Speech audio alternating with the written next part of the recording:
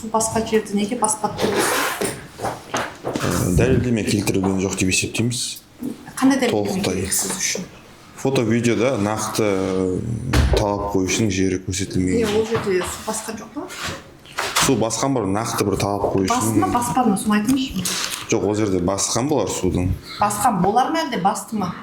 Жоқ, ондай сұраққа жауап бере алмаймын мен. Әлде сізге қалалық әкімдік тарапынан өтірік сотта айтуды үйретеді ма негізі әкімдік? Сіздерге үйрете ма? Өз қарсы пікіріміздегі уәждерді, Су баспаған жерді, яғни жоқ, тоқтай тұрыңыз, өз уәждерімізді қолдаймыз. басты деп. Қалай? Сіздерде қалай ол? Біз қарсы пікіріміздегі уәждерді қолдаймыз. Мемлекеттік сіз енді қызметкер ретінде сіздерде осындайға сіздер әкімдік өздері үйрете ма?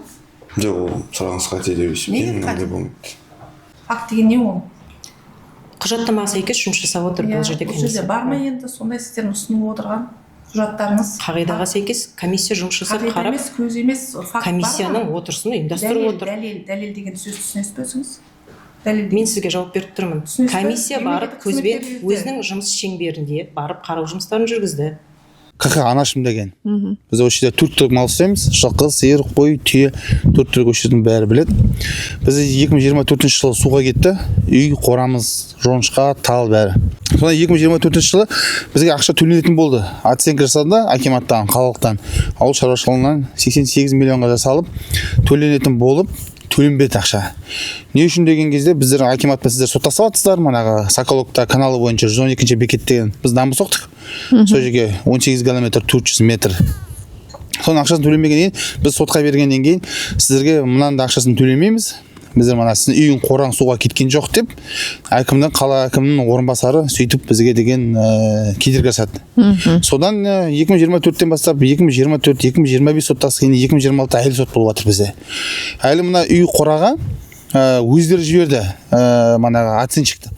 Бағалаушыны өздері жіберіп, өздерге бағалап 88 миллион теңге төленсін деп берді. Одан біздер государственный экспертиза алып келіп, экспертизаны өткіздік. Экспертизінде қолымызда қағаздарымыз бар бәрі.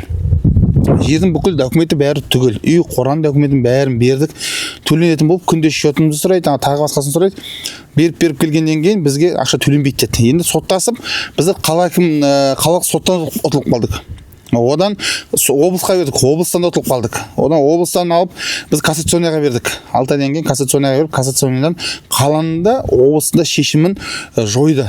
Шешімін бұзды. Шешім бұзып, қазір қайтадан сот болып жатыр. Қазірге біз сұрайтымыз соттан да, басқа манағы үкіметтік органдардан да бүкіл нелерден сұрайтымыз әділдік керек бізге. Мына үй қораларымыз бұзылып, бәрі өзіңіз көріп тұрсыз, ауырлардың бәрі үй, бәрі қора, бәрі құлап жатыр. Соған деген біздер әлі жасаған жоқпыз. Мына шаруашылық жасауымыз керекпіз. Біздердің қазір малшыларымыз, малдарымыз бәрі далада жүр қазір. Бәрі техникамен қарайды. Малдарымыз жан-жаққа көшірдік. Атырау облысына көшірдік. Осында жүр мына үлкен түйелеріміз, жылқыларымыз, соларымыз жүр мында. Онда қарайтын мында үй қора болмағаннан кейін ол қиын бізге.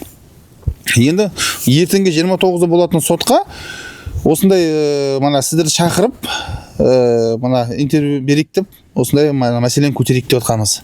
Мына бізде енді осындай проблема. Әкім не дейді енді қаланың әкімі? Қала әкімі енді бізбен соттасып отқаннан кейін, манағы дамбы бойынша ол өше қала әкімі бізге сендер дұрыс емес деп шығарады. Неге біз айтамыз, міне дұрыс емес болса біздер, себебі жоқ болса, дұрыс емес болса, бізге 12 миллион ақша неге төледіңіздер деген менде сұрақ туылады. Бұл жоңышқаға талға 12 миллион ақша төленді. Суға кеттіңіздер деп төледі. Енді жоңышқа мен тал суға кеткеннен кейін үй қора суға кетпейді ма? Или айналып кетті ма екен айналасын? Көрсетіңізші, қай қора не болды? Қорамыз құлап жатыр, міне өздеріңіз көріп тұрған. Міне қорамыз құлап жатыр, міне үйіміз быт шықты мына үй деген. Судан. Мына үйде тұрдыңыздар ма? Мына үйде тұрдық. Мына қорамыз бәрі быт шығып, міне жатыр бәрі. Мына зауырларды көріп жатсыз, мына зауырлардың бәрі түп түгілмен насосымыз бәрі суға кетті мында. Бәрі өшер. Біз оны насостарды тағы басқаларын сұрап отқан жоқпыз. Бізге үй қораны оценка жасағанын өздері жасап тұр. Біз жасап тұрған жоқпыз. Өздері беріп тұр. Оценщикті жіберіп. 88 миллион. 88 миллион теңге шығарды, бірақ 88 теңге алған жоқпыз ғой.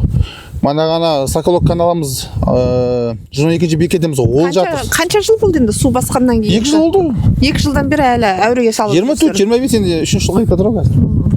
Әуреге салып жатыр. Мүлдем бермейміз дейді. Мүлдем бермейміз дейді. комиссияға салдық деді, депутаттар келді деді, анау келді деді, олар суға кеткен жоқ дейді. Олар қалай дәлелдейді деймін да, суға кетпеген Одан деймін. басқа осы жерде сіздердің көршілеріңіз де болған шығар? Көршілеріміз бәрі суға кетті, айналамыздың бәрі. 8 миллионнан, 10 миллионнан, 11 миллион ба екен, 12 миллионға шейін алған шаруалар бар. Ең төмені, по-моему, қателеспесем, 2 миллион ба 3 миллион ақшалды. Суды азайту үшін біздер былай қаздық көп жерлерді, мына шаруашылықтардың көбі біледі. Асембалиядан қазған жерлерді бір-біріне мен жамандайды екен. Осылардың бәрін қазып суды ары қарай көбін құртқанбыз біз. Неге десем біздер су қалаға кіретіндей жағдай болғаннан кейін біз көп жерде қаздық. Қазған мына видеоларында бәрінде бар ма еді? Соның бәрін кеше сотқа да тапсырдым. Сотта не деп жатыр енді ол? Сотта енді еш жерде отқан жоқ. Сот ертеңгі болатын, 29-да болатын соттың соңғы шешімі дегенде болды кеше судья.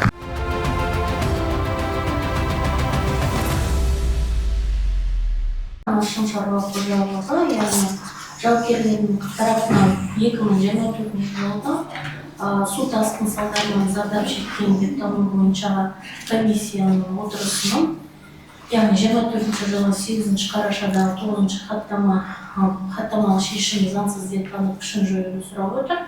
Себебі өзінің тиесілі үйге зардап шеккен, яғни су тасқынына байланысты. Сондықтан, яғни бұл шешімі заңсыз деп тануға жатады. Себебі өзінің жылжымайтын мүлігіне келтірген шығыны өндіруге жатады. Ал жауапкердің өкілдері бұл талаппен келіспейтінін көрсетіп отыр. Яғни толғанып отырған хаттамалық шешімі заңды және негізді қабылданған, ешқандай заңбұзушылыққа жол берілмегенін деп көрсетіп отыр. Сондықтан талап бойынша қанағаттандырудан бас тартуды сұрап отыр. Талап бойынша және оның өкілі сіздерге сөз беріледі. Өздеріңіздің пікірлеріңізді түсініктемелеріңізді айту үшін. Анашым шаруа қожалығының алдындағы бау бақшаның суға кеткендігі жөнінде 12 миллиондай ақшасын акимат төлейді, енді қасындағы үй суға кеткен деген уәждері негізсіз деп есептейміз. Жауапкер Атырау қаласы әкімінің және Атырау қаласы кәсіпкерлік және өнеркәсіп басқармасының шағын және орта кәсіптік субъектінің 2024 жылғы су тасқыны салдарынан зардап шеккен деп тану бойынша қалалық комиссияның 8 қараша 2024 жылы номер 9 хаттамалы шешімі заңсыз деп танып күшін жоюды сұраймыз. Өзіңіздің арызыңыздың негізінде қаралды ма? Сот сараптамасы өзінің арызын беріп қаралды. Мына қазіргі сіздердің қарап отырғандарыңыз ба? Иә, біз общий енді бүкіл шаруалар болып бәрін жаздық қой акиматқа. Соны келіп қарағанда, мына сіздердің берген отчет, оценка дегенде акиматтың жіберген оценщиктері, манағы екінші сараптамамызды государственный бергені, мынаны өз ақшама жалдап, өзі келіп тексеріп, соны берген отчет. Судың бетінде жүретін техникамен сонымен жүріп, үстімізде дронмен түсірген видео. Сол бір видеода бар, бір сізге бір 11 видеома қателеспесем 12 видеома жазып қойдым. Алыстан 10 км, 15 км жерден түсіріп. Иә, 15 км үлкен жоғарыдан түсірген неміз бар, дронмен. Общий көрініп тұр уже. Яғни су тасқын болған кезде ма? Иә, су уже тасып жатыр. Тасып жатқан кезде мен басын нөлден бастап жүрдім. Су келіп жатқаннан бері мен акиматтың Семғали Балибектен координаторымыз болды біздің 112-ші бекетте. Сол кезде біздің енді салып жатқан дамбымызға тоже салмақ түсірмеу үшін біздерге қай жақтың әкімі, қала әкімі, облыс әкімі Шапкентпен, оның орынбасарлары Қайрат Нұртаевпен бәрін ақылдасып, біздер қаланы аман-есен алып қалу үшін бүкіл көптеген жерлердің бәрін тәртібін бұздық. Өзіміздің жеке техникамызбен, гиперсу деген мекемеміз бар. Сол техниканы бұзып келіп жасағанда судың өрбені өте көбейіп 3,5-4 метрге шейін су барғанда, өзіңіз көргенде Атырау Индер трассасының жолының үстінде сумен жауылып, мосты бәрі құлады ғой. Бізде судан ары қарай 5 км жерде орналасқан шаруашылық. Бәріміз суға кеттік, соның үстінен жолда дронмен түсіргеніміз бар. Ақтөбенің сараптамаларда негізсіз деп түсінеміз, сотпен тағайындалмасын бұл жерде. Біз сондықтан талап арызды қайтарып сұраймыз құрмыз. Сіз айтыңызшы, манағы сіздердің комиссияның манағы берген шешімі бойынша, хаттамасы бойынша сіздер суға кеткен деген жөнінде шешімі қабылдап отырсыздар. Сіздер немен дәлелдеп қандай қорытындымен беріп отыр комиссия? Қорытынды фотосуреттер бар, талап бойынша. Үйге шаруа қожалығына су кірмегені жөнінде фотосуреттермен дәлелденген және қорытындымен комиссияның. Бұл сотқа ұсынған болатынбыз. Түсінікті. Бұл фотосуреттер қашан түсірілді? комиссия барған уақытта мен сіз сұрап отырмын қашан деп. Мезгіл қай комиссия қай уақытта бар, қай күні 2024 жылы қай уақытта бар фото болсын. 8 қазанда. Су тасқыны қашан болды? Су тасқыны наурыз айларында болды. Тұра тұрыңыз. Сәуір айында. 8 қазанда 2024 жылы бар фотоға түсіресіздер. Су тасқыны қашан болды? Бұл енді бұл жерде құрметті алып қойшы арызбен ғой, арыз жазған уақытта біздің комиссия барады. Енді сіз айтыңызшы, осы Осы оны ауадан барып арыз жерді тексеріп кетпейміз ғой. ал сіздер бұндағы Бұл жерде арызбен ғой деген арыз бойынша барады комиссия енді барлық жерде су басқан жөнінде акиматта ақпарат болмайды бұл жерде. анашым шаруа қожалығы су тасқыны салдарынан суға кеткендер тізімінде болды ма? Бау-бақшасы өтелді. Жоқ, енді ол балабақша жөнінде емес мәселе. Қазіргі таңда біз балабақша жөнінде талап қойып жатқан жоқпыз. Біз журналистер қызметтері бойынша талап Оның қойып енді бау-бақшасы кеткен жағдайда тізімінде болды. тізімінде болды. Тізімі қашан берілді? Ол сұрақты жауап бере алмай әріптесім жауап берді. Түсінікті. Әзірше сұрақ жоқ құрметті сот. Тек қана қазіргі таңда айтып отырғаныңыз бағанағы сәуір айында бағанағы Соколов елді мекенді су басқан. 2 апрель айында сіздердің қазіргі таңда айтқан уәжіңіздердің бойынша 2024 жылы яғни күз айында 8 қазан айында бар фотоға түсірдік, сол дәлелдеме ретінде талып шешім қабылдап осылар. Комиссия шешімі дәлелдеді. Құрметті фотосурет. Түсінікті құрметті. Сіз айтып отырсыз ғой 8 қараша деп келіп тексерілді деп. Біздерге мында беріп тұр 29.01.2025 жылы суға кетпеді деген қағаз официально. Сол уақытқа шейін бірінші 29 январға шейін 2025 жылы сол уақытқа шейін не үшін біздерге бүкіл документ жасадыңыздар, бүкіл ақша төлейміз деп, бүкіл бәрін дайындап, если біз сол жерде суға кетпеген болып 8 қараша күні сіздер мына қағазды бізге беретін болсаңыздар, мына қағазды міне сіздердің мына қалыптан хаттамадағы төрағалығының бәрі сіздің акиматтың ба сіздердің беріп отырғандарыңыз қалай онда 29 күні алам январдың если суға кеткен болмасам дәлелденсе неге сіздер мына документтен бәрін жасап бізге сіздерге ақша төленеді деп 29 январға шейін созасыздар. Сіздерге барған кезде комиссия ешқандай ондай із байқалмаған. Не іргетасында, не тасында, не құрылыс нысанында қандай да бір су іздерінің, яғни судан зардап шекті деген белгі анықталмады. Сондықтан осындай қорытынды шығарылып отыр. Құрметті сот, пікіріңізді қолдауды сұраймыз, яғни өтініш берушінің өтінішін қанағаттандырудан бас тартуды сұраймыз. Осы Соколов елді мекендерін немесе басқа елді мекендерін тексеру, зерделеу жұмыстары жүргізілді ме? Вертолетпен болсын, дронмен болсын, сәуір, мамыр, маусым айларында. Енді бұл жерге маған қатысты сұрақ емес, бұл облыстық штаб болды сол кезде жұмыс жасаған төтенше жағдайлар жөніндегі. Сол облыстық штаб, қалалық штабқа қойылатын мәселе біздің тікелей бөлімнің тарапынан ондай жұмыс жүргізілген жоқ. Өйткені ол құзырдың жұмысы. Штаб жұмыс жасады. Түсінікті ғой. Енді қазіргі таңда біздер мына 8 қараша 24 жылғы нөмір хаттамасын шағымнан әкімшілік сотқа шағым келіп сотқа енді қазіргі таңда азаматтық процессуалдық кодекс бойынша әр тарап өз уәждері бойынша сотқа дәлелдеме беруге міндетті. Яғни талап қоюшының тарапынан, жауап берушінің тарапынан біздер дәлелдеме беруге міндеттіміз. Сондықтан мен сіздерге дәлелдеме ретінде сұрап отырып, сондай құжат жасақталды ма, бар ма? Сіздер яғни мен ана мекеме жасақтау керек, мына мекеме жасақтау керек, мен келіспеймін айтқан уәжімізге. Яғни сондай бар ма, сотқа табыс ете аласыздар ма, бар ма, жоқ? Біздің комиссияның сол объектіге барып қарау жаңа актісі бар, сосын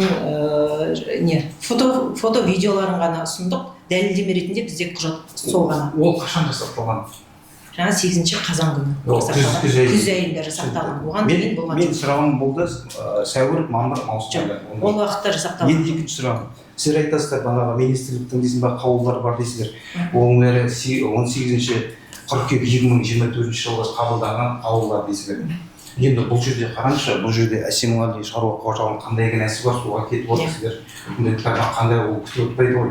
Иә. қандай болып санайсыз? Сол мәселе ескерілмеген, енді ол біздің тарапымыздан кеткен мәселе емес қой, кінәрат емес қой. Ол деген үкімет тарапынан сол ескерілмеген. Осы шаруа зардап шеккен шаруа қожалықтардың жаңағы қандай да бір көмек көрсетілу керек. Действительно, бұлардың басында үйлері бар, үйлер зардап шекті, бұлар қалып қоймасын. Тек қана шағын кәсіпкерлік, ойын орталықтары бар, базы отдыхлар, олардың барлығы қаралып отырған кезде комиссиямен шаруа қожалықтар қалып қойды. Соны біз кіргізуге жұмыстандық. Ол министрліктен қабылданған қағида. Біз бірнеше рет ұсыныс хат жазу арқылы ғана осы агроөнеркәсіп кешенді осы правилаға енгіздік. Ол тек қана күз айында қабылданып. Күз айында ғана қабылданып тұр. Ал сәуір айында тек қана орта кәсіпкерлердің қараған правила солай шыққан. Ол жерде көрсетілмеген. Сондықтан ол комиссия оны қарамады. Түсінікті. Бұл мәселе манағы күз айында қабылданып отыр.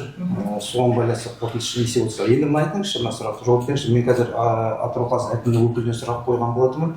Алайда сіз сол сұраққа сіз жауап берген болатынсыз. Бізде бана комиссиямен барып көзбен шолып фото түсіріп.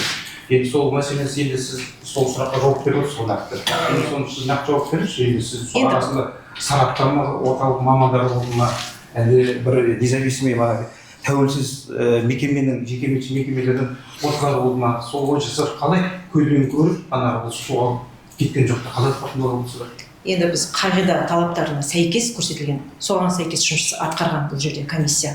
Правилада нақты көрсетілген. Көзбен шолу арқылы суға кеткен деп таниды, немесе жаңағы бас тартады деген сияқты.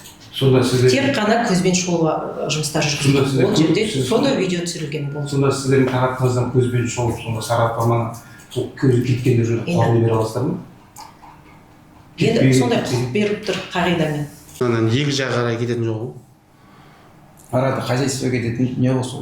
Хозяйстводан біз уже мана постакай жақта ғой. Теңіз болып тұр ғой, басып кеткен. Мүмкін емес. Мына қала жағы бүкіл сіздің жеріңіз ба? Қайсы? Жоқ, мынау емес, біз ғана суда жатыр. Мынау деген мына екі жақ беті бар ғой. Уже мына химзауытқа қарай кететін жол, дамба, бал, сояқ беті мынау. Біз ана суды жан-жаққа шашуымыз керек болса ғой. Сол үшін орын қарап жүрдік, қазірдің жерлердің бәрін дронмен. Біз негізі техника бара алмайды да жерге. Күн ыссы су өтіріп көтереді. Шаруа қожалығындағы объектіңіз қай жерде? Көрмейді. Ана постакайдың қасынан түсірген видео бар ғой. Мына үлкен болып тұр, көл болып, сонда біздікі. Дым көрмейді. Ана жасап тұрған топырақ тұр ғой беткен. Ол андақта жолдан келіп мына түсірген сол үлкен балдар бар ғой. Бал. Баяғы 90-шы жылда салған бал. Соның үстіне келіп машина суып тұр. Ана біз мына асфальттан осындай техникамен жүрдік судың бетінде. Осы бейнежазбаның фотосы бойынша айтатыныңыз бар ма? Қажет емес, бұдан басқа. Мына акиматқа жібердік қой біздер. Осылай жұмыс жасап жатырық деп, шаруашылығымыз суға кетіп жатыр деп, сол видеолардың бәрін алып келгенім. дәлелдеме ретінде фото видеоларды көрсетіп отыр. Яғни Соколов елді мекені суға кеткендер жөнінде, үлкен ана қасындағы сол елді мекенде көпірдің құлағандығы жөнінде бәрін көріп отыр. Сондықтан құрметті сот, бұл дәлелдеме ретінде сотқа тіркеуге сұрайды құрметті сот. Түсінікті. Нұрмет сізге. Құрметті сот, видеода Әсембай шаруа қожалығының нақты суға батқан көрсетілген жоқ деп есептейміз. Басқа айтамыз жоқ. Су басқа жерді неге баспады деп Дәлелдеме келтірілген жоқ деп есептейміз. қандай дәлелдеме Толықтай. керек сіз үшін? Фото-видеода нақты талап қоюшының жері көрсетілмеген. Ол жерде су басқан жоқ па? Су басқан бар, нақты бір талап Басты қоюшының. ма, баспады ма, соны айтыңызшы. Жоқ, ол жерде басқан болар судың. Басқан болар ма әлде басты ма? Жоқ, ондай сұраққа жауап бере алмаймын мен. Әлде сізге қалалық әкімдік тарапынан өтірік сотта айтуды үйретеді ма негізі әкімдік? Сіздерге үйрете ма? Өз қарсы пікіріміздегі уәждерді, Су баспаған жерді, яғни жоқ, тоқтап тұрмыз, өз уәждерімізді қолдаймыз. басты деп. Қалай? Сіздерде қалай ол? Біз қарсы пікіріміздегі уәждерді қолдаймыз. Мемлекеттік сіз енді қызметкер ретінде сізді осындайға сіздер әкімдік өздері үйрете ма? Жоқ, ол сұрағыңыз қате деп есептеймін, ондай болмайды. Енді су басты ғой, енді басқан жерде өзіміз де көріп отырмыз. Жоқ, енді оны сот шешеді. Сотта көріп отыр, сіздер де көріп отырса, көзі бақырайып тұр өстіп өтірік айтуға. Жоқ, оны үйретеді сіздерді. сот шешеді. Сіздер айтып тұр ғой. Жоқ, біз өз қарсы Көрген пікіріміз. жоқсыз ба сіз неде? Жоқ, нақты көрген жоқпын соның шаруа қожалығы. Су басқанын көрген жоқсыз ба? Жоқ, нақты көрсетілген жоқ, именно талап қоюшының шаруа қожалығы басылған жөнінде. көрген жоқпын. көрген жоқсыз. Жоқ. Министрліктің қандай жаңағы бұйрығына сәйкес бұларды танылмай отыр, бұлардың берген арыздары? Қазақстан Республикасы экономика министрлігінің 22 сәуірдегі нөмірі 18-ші бұйрығымен бекітілген қағида бар. Нақты айтыңызшы, не деп жазылған? Шағын және орта кәсіпкерлік субъектілерін 2024 жылғы су тасқыны салдарынан шеккен зардаптарын өтеу жөнінде қағида. Қысқаша Өтеу жөнінде. Енді бұлардікі өтеуге келмей ма? Бұл жерде айтып отырғанымыз, бұл қағидада 2 комиссия жұмыс жасайтыны көрсетілген. Бұл жерде өңірлік комиссия, яғни облыстық комиссия, оған дейін қалалық комиссия жұмыс жасайтыны көрсетілген. Қалалық комиссияның міндеттері тек қана объектінің суға кеткенін растау туралы, яғни суға кетті деп тану туралы ұйғарым шығару. Тек қана сонымен шектеледі. Қалалық комиссияның жұмысы. Қазір мен ол уақытта ол территорияны барып қарадық, бірақ нақты именно осы кісінің үйі суда кетті деген менде де, мысалы, әріптесіме қосылып, видеода көрмедім. Километр жерді су алды? Километр мен сізге қазір жатқа айта алмаймын. Білмейсіз ғой, Жалпы құжаттамаларда бар, мен қазір есімде жоқ. Ол 24 жыл болған. Бұл кісілер жұмыс жасағаннан кейін білетін шығар. Біз шаруашылықтың санын білеміз. 50 шаруашылық. Су басқан жерге кезінде барды ма, бармады ма? Барды. Барған жерге. Су басқан уақытта дейін барды ма, бармады ма? Ол жерде штаб жұмыс жасады. Әр аумаққа өзінің штабтың өкілдері бекітілді. Штабтың өкілдері неге бүгін сот тарапына сотқа алып келмедіңіздер? Менің сұрағым маған емес ол сұрақ деген, ол сот шақырту керек ол кісілерді. Сіздер неге ұсынбадыңыздар? Енді сіз мемлекеттік қызметкерсіздер ғой. Ол жерде бұл кісінің талабы жаңағы хаттаманың күшін жою деген. Хаттаманы шығарып отырған комиссияның жұмысшы органы біз. Министрліктің енді жаңағы қағидасында заң белгіленген, ол жерде өтеп беру туралы айтылған ғой? Өтеп беру туралы айтылған, ол өңірлік комиссиямен қаралады. Өтеп беру деген мәселе. Ары қарай. Қалалық комиссияның құзыретіне жатпайды. Ол тек қана қалалық комиссия суға кетті деп таниды. Ары қарай біздің берген заключениеміз, суға кетті деген қорытындыны ұсына отырып, бұл кісілер ары қарай өтінішті өңірлік комиссияға жазу керек негізінде. Этап бойынша солай жүреді. Бұл кісілер енді жаңағы суға кетті деп танылмағаннан кейін бұлар өңірлік комиссияға жүгіне алмайды. Сізге су басқан жерді баспа деп сондай бұйрық берді ме басшылар? Жоқ, ешқандай да. Бұл деген нақты комиссия жоқ. Менің ойым емес, бұл нақты сол кезде құрылған комиссияның барып қарау кезіндегі өзінің жұмысының қорытындысы. Сіздер тек қана көзбен ғана жұмыс істейсіздер, фактімен жұмыс істемейсіздер ме? Көзбен қарады, комиссияға сондай міндет берілген, барып көзбен шұғыл жұмыстарын жүргізеді, суға кетеді. Көзбен ғана жұмыс істейсіздер? Қағидада солай бекітілген. Қандай заңда көрсетілген, мысалы, қандай да бір іс болса, қылмыстық іс болып кетсін, басқа да жауапкершілікті бір іс болса, тек қана көзбен ғана дәлелді ұсынады ма ондай кезде? Факті қайда онда? Енді комиссия барып қарап отыр. Факті қайда, сіз айтыңызшы. Фактіні қалай түсінесіз? Бұл Соколов бойындағы мысалы бірнеше шаруа қожалығы суға кетті ғой, мемлекеттік қызметкер ретінде мемлекеттен айлық алып отырғаныңыз сізге осындай сұрақ туындап тұр.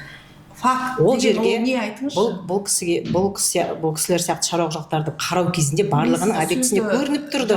Бұрмаламаңызшы, мен сізге нақты сұрақ. Бұл комиссияның шешімі. Мен комиссияның құрамында жоқпын. Қойып тұрмын, факт деген не өзінде? Мемлекеттік қызметкер ретінде айтыңызшы.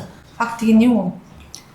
Құжаттамаға сәйкес жұмыс жасап отыр бұл жерде комиссия. Бұл жерде бар ма енді сондай сіздердің ұсынып отырған құжаттарыңыз? Қағидаға сәйкес комиссия жұмыс жасап қарап, көз емес, факт комиссияның отырысын ұйымдастырып отыр. Дәлел деген сөз түсінесіз бе өзіңіз? Мен сізге жауап беріп тұрмын. Комиссия барып көзбен өзінің жұмыс шеңберінде барып қарау жұмыстарын жүргізді. Яғни дәлел деген сөзді түсінбейсіз бүгінгі күнге. Сол дәлел болып есептеледі. Не үшін барды? Не үшін барды ол комиссия ол жерге? Оның сол міндеттеме ол кісілерге берілген. Комиссияға барып қарады, анықтады. Сондай ұйғарымға келді. Ол комиссияның құрамында мен жоқпын. Қанша жыл болсыз осы мекемеде жұмыс жасап жатқаныңызға? Мемлекеттік. 2022-ден бастап ауыл шаруашылық бөлімінде жасаймын. Бұл ауыл шаруашылықтан қанша азаматқа сол жердегі азаматтардың жаңағы мүліктеріне су басқан? Қанша азаматтың сол төңіректе? Енді жалпы ол жерде жаңа мүлкі бары айтайын 28 шаруа қожалықтар сол жақын көршілер сол маңда бар ғой, айналасында кісілер бар. яғни айналасындағы кісілердікін су басады да именно осы кісінің Тек қана бұл кісі емес, осындай сияқты биік жерде, үйі биік жерде тұрып су баспаған үйлерде болды. сіз өзіңіз Ғимараттарда көрдіңіз ғой, болды. уже биік па сай жер ме екен? Мен айтып отырмын, мен комиссия емес, мен барған жоқпын. Мен тек қана сіз көзіңізбен көрмесе неге сіз сондай маған сондай ақпарат өзіңіз не үшін өйтіп айтасыз, сай жерде биік жерде біз барып көрдік қой. енді заключениеде солай жазылған, хаттамада солай жазылған. Көршілері ол үшін қаражат алады да бұл кісі неге ала алмайды?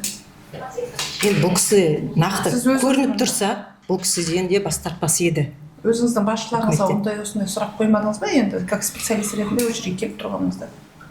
Ол кезде комиссия 24 жылы мен ол құрамда болған жоқ. Сен ары қарай Мен тағы да білмеймін. сіз енді жұмыс Жоқ, ол атқарасыз кісілер ғой. жоқ қазір жұмыста. Сіз ары қарай жұмыс Иә. атқарасыз ғой, иә? Осы мемлекеттік мекемеде жұмыстан кетпейсіз. Осындай шаруа қожалықтар сіздің алдыңызға көмек сұрап келген кезде әрдайым осындай жауаптар бересіз ба? Заң аясында көмектесуге дайынмын. Біледі бұл Өзіңіз өз тарапынан. ұсынып Бұл отырған- комиссияның жұмысына мен жауап бере алмаймын. Мен өз тарапымнан қолымнан келетін консультациялық кеңес болсын, қандай да бір қолдау болсын, көрсетуге дайынмын. Комиссияның жұмысы үшін мен жауап бере алмаймын. өзіңіз бүгінгі күнге заң аясында жауап беріп тұрмын деп ойлайсыз ба өзіңізді? Әрине, Заңда. иә. Комиссияның жұмысын айтып тұрмын мен сізге. Комиссия емес, сіздің өзіңіз, сіз сөйлеп тұрсыз ғой сол кісілердің атынан сотқа келіп. Солардың өкілі сіз болып тұрсыз ғой. Сол кезде 24-те берілген заключениені айтып тұрмын мен сізге. Оған мен жауап бере алмаймын. Бірақ та Жауап бере алмасаңыз, онда неге бүгін сотқа келіп ол құжаттарды ұсынып солар үшін сөйлеп отырсыз? ол кісілер деген оны тектен-тек қолдаған жоқ, қол қойған жоқ қой ол құжатқа деген. Сіз келіп отырсыз ғой енді сол кісілердің атынан, сонымен сізден сұрап тұрмын ғой. Қалай сұраққа, бұл сұраққа қалай жауап беру керек вообще? Енді қаншалықты заңды заңсыз деп тұрмын. Заңды, барлығы да заң. Заңнан асып комиссия жұмыс жасаған жоқ бұл жерде. Қазіргі таңда қазір сот процесінде кезде көргендей банаға 9-шы хаттама бойынша 8 қараша 2024 номер 9-шы хаттама шешімі бойынша бұлар комиссияның қорытындысы бойынша көзбен көру, фотоға түсіру мәселе бойынша комиссия шешімді қанағаттан бас тартылған. Шығынды өтеу жөнінде әсемғали шаруа қожалығына. Яғни бұл аталған шешіммен біздер келіспейміз, себебі сол шешіммен танысқан кезде көзбен көру деп, көзбен шолу. Сіз заңгер ретінде айтыңызшы, көзбен көру деген ол дәлелге жата ма? Көзбен көру деген дәлелге жатпайды. Қазіргі таңда егерде бұл жерде тек қана сараптама орталығының немесе тәуелсіз сараптама мекемелерінің қорытындысы бойынша берілу керек. Мінекей суға кетті, суға кеткен жоқ деп. Қазіргі таңда жауапкер тарапынан, атырау қаласы әкім тарапынан, кәсіпкерлік палатасының тарапынан бірде-бір ондай маманның қорытындысын беріп отқан жоқ. Бұл әкімдік тарапынан өздерінің сараптамасына 88 миллион теңгеге ол кісілер шығын келтірілгені туралы айтылған, иә? Иә, айтылған. Себебі құрметті сот, өздері сол әкімдік бере тұра бүгін неге бұны соттың алдында көрсетпей отыр деп ойлайсыз әкімдік тарапынан?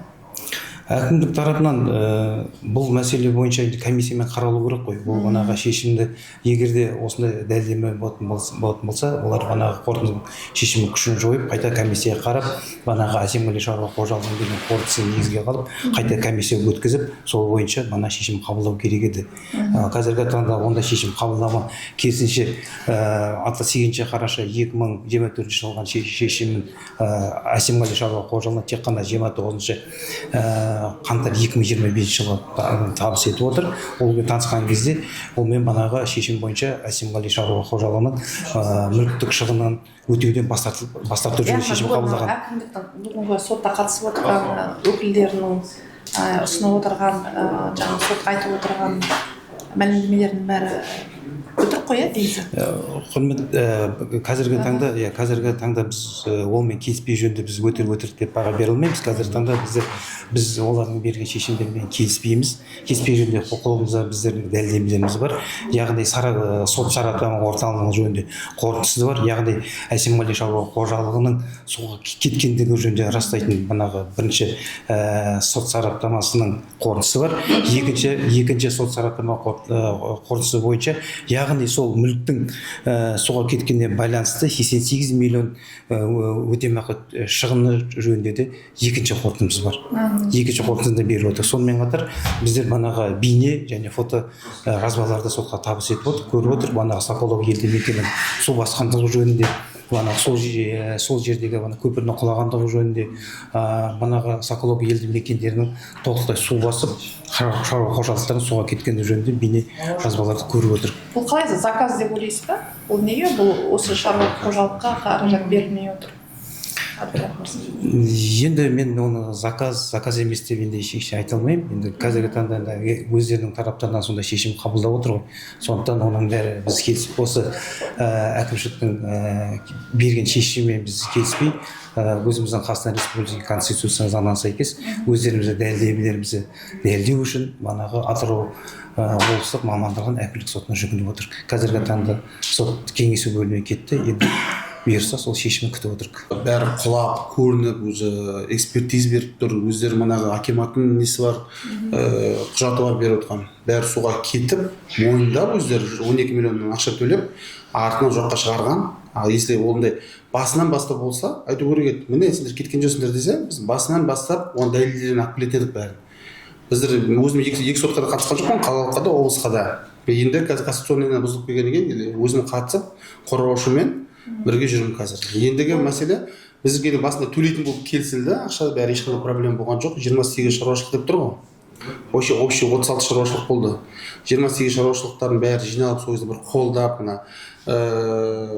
акиматтан бөлінген тексеруші, солар бәрі бөлінген кезде бірге комиссияда, бірге басынан аяғына шейін осы мәселені көтеріп, бүкіл біз арыз жазатын болсақ, арыз жазып, барлық жерде болып, ақша төленеді деген кезде біздегі басқа Соколов 112 бекет дегенде біз соны дамытып соққаннан кейін келіспеушілік болды акиматпен.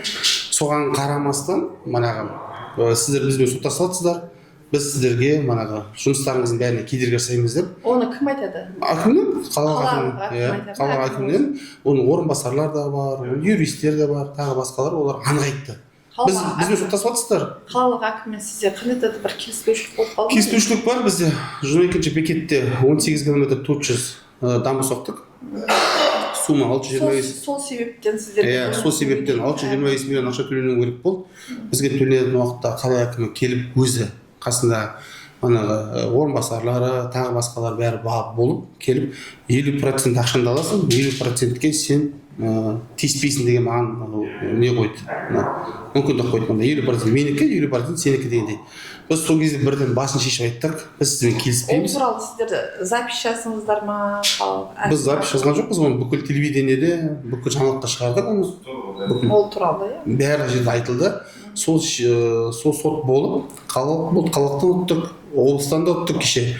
Енді бізге бөлінген ақшаны төледі, 380 миллион ақша. Бізде енді қалған ақшаны өндіруге қасатөмір жеріп жатыр. Талап қойшы алашым шаруа қожалығы қуаныштың жауапкерлері Атырау қаласының әкіміне, Атырау қаласы кәсіпкерлік және ауыл шаруашылығы бөлімі мемлекеттік мекемесіне 2024 жылғы 8 қарашадағы 9 санды хаттамалық шешім заңсыз деп танып, күшін жою туралы талап қою қанағаттандырылсын. Жауапкерлері Атырау қаласының әкімінің және Атырау қаласының кәсіпкерлік және ауыл шаруашылығы бөлімі мемлекеттік мекемесінің шағын және орта кәсіпкерлік субъектілерін 2024 жылғы су тасқын салдарынан зардап шеккен деп тану бойынша халық комиссияның 2024 жылы 8 қарашадағы 9 нысанды хаттамалық шешімі заңсыз деп танылсын, күші жойылсын.